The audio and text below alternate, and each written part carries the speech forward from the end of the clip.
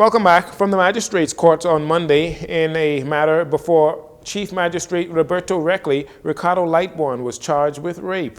Police prosecutors say the 34-year-old resident of John Road West raped a 31-year-old woman on Thursday, April 15th. He was denied bail, and his matter was also adjourned to January 30th for the presentation of a voluntary bill of indictment. There were 61 rapes reported by police in 2023 compared to 55 for 2022, which was an 11% increase in 2023. Commissioner of Police Clayton Fernanda also revealed that 56% of victims knew their alleged attackers.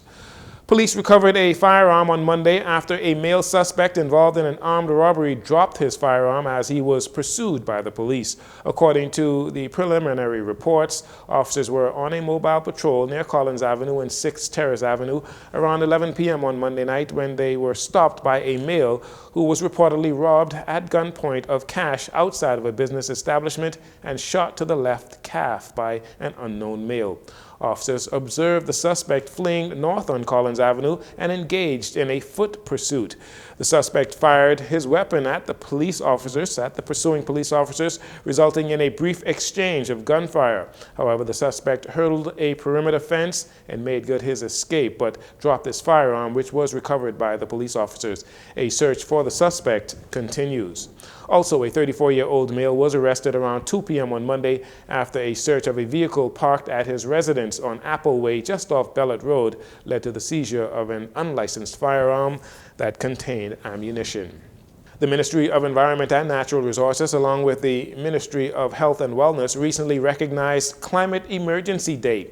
Minister of Environment Vaughn Miller briefly addressed how climate change is impacting the Bahamas, including more frequent forest fires.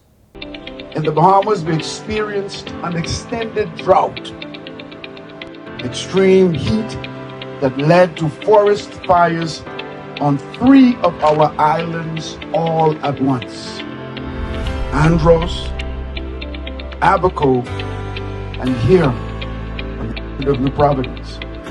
Climate change is a global challenge that knows no borders. The impact of greenhouse gases on the environment was highlighted by the Minister of Health, Michael Dovell, who said climate change is also impacting healthcare. The DEPP's mandate is very vast, and it includes environmental protection of all of these Bahama Islands. So the work we do, a part of the work we do is public education, and so we are happy to have partnered with the Ministry of Health and Wellness, the Department of Public Health, and we are here today to spread the message of the impacts of climate change in the Bahamas. We are already experiencing the impacts, and climate change impacts not only our lives, but also our livelihoods, our health, and our wellness, and it is everyone's business. Dr. Rihanna Neely Murphy, Director of the Environment, Planning and Protection, says educating the public is also very important. That climate change that is brought on by the impact of emission of greenhouse gases is affecting healthcare delivery systems throughout the Commonwealth of the Bahamas. And we believe the time has come now, as we interact with the international community, that there should be some mechanism of compensation as a direct result of what is being pushed into the air by industrial countries. As COP29 is just a few months away, Minister Dovell says Prime Minister Philip Davis is preparing for the conference as he continues to be a strong advocate for climate change and environmental development. It's a global health emergency. The monkeypox outbreak in Africa and now Sweden has prompted the World Health Organization to declare the disease a global emergency. It is highly contagious, and it is spreading rapidly. In Africa, the Democratic Republic of Congo has recorded the most cases with at least 450 deaths. Burundi, Rwanda, Uganda, and Kenya all have reported cases as well. So in response, the Bahamas Ministry of Health and Wellness has activated emergency protocols. Minister of Health and Wellness, Dr. Michael Dovell, has said that quarantine measures and treatments are in place. The ministry also retains antiviral along with mpox vaccines for individuals seeking preventative treatment or who may be at high risk. And finally, it's that time of year again when the back-to-school frenzy begins. All across the Bahamas, members of Parliament are doing their best to help parents in their constituency to get their children ready for school. And one of those members of Parliament is the member for Seabreeze, Leslie Miller Bryce, who held a back-to-school jamboree at the Charles Carter Park on Sunday. Jcn was there, and she spoke to us about the event. Back to School 2024 has been phenomenal. This is an overwhelming response.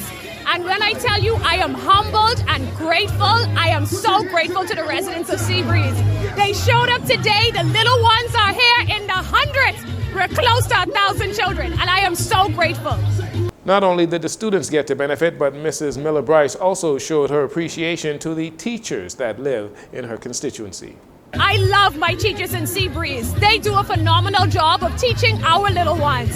And we have over 35 teachers in Seabreeze, and every year I just always want to say thank you to them.